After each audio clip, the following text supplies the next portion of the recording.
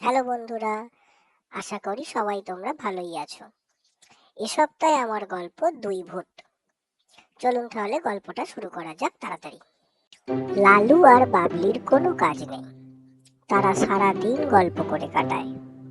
সবই নিজেদের জীবনের নানা সুখ দুঃখের কথা। কথা বলতে বলতে যখন আর কথা কইতে ভালো লাগে না, তখন দুজনে খানিক ঝগড়া করে। এই যে এখন দেখছেন, এখন দুজনে মিলে ঝগড়া করছে তুমুল।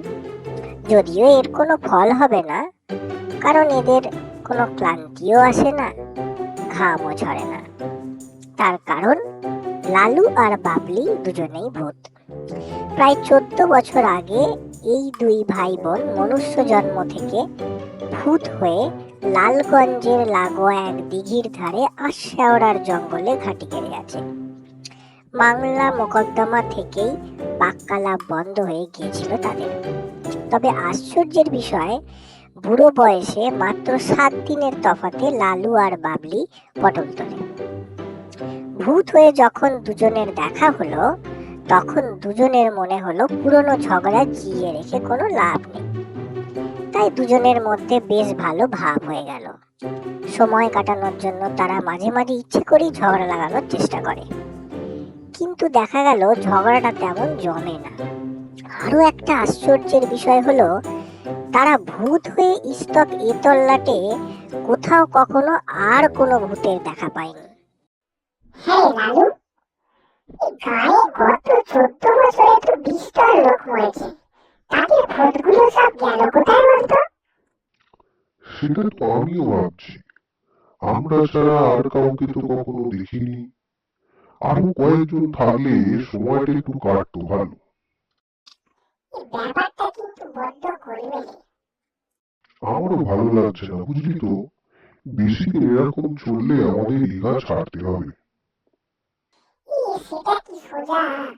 আমি গা ছাড়ার চেষ্টা করে দেখেছি। ভারী সূক্ষ্ম একটা বেড়া আছে রে, চোখে দেখা যায় না, এতই মিহি। সেই বেড়া ভেদ করা অসম্ভব। বটে, এ তো ভারী অন্যায় কথা। আমরা কি সব জেলখানার কয়েদি নাকি রে? আমার কি মনে হয় জানিস? আমার মনে হয় এক জায়গার ভূত অন্য জায়গায় গেলে হিসেবের গলমেল হবে বলেই যমরাজা বেড়া দিয়ে রেখেছে। তা সে যমরাজটা কোথায়? আজ অব্দি তো তার টিকিটাও দেখতে পেলাম না। হবে রে হবে। এই একঘেয়ে বসে থাকাটা আমার আর ভালো লাগছে না। বরং গায়ের ভূতগুলো কোথায় গায়েব হচ্ছে সেটা জানা দরকার। আরো গোটা কয়েক হলে দিব্যি গল্প টপ্প করা যেত, দল বেঁধে থাকতাম। তাহলে খুঁজেই দেখা যাক, তাই না কি বলতো? বলছিস, চল তবে করে দেখি।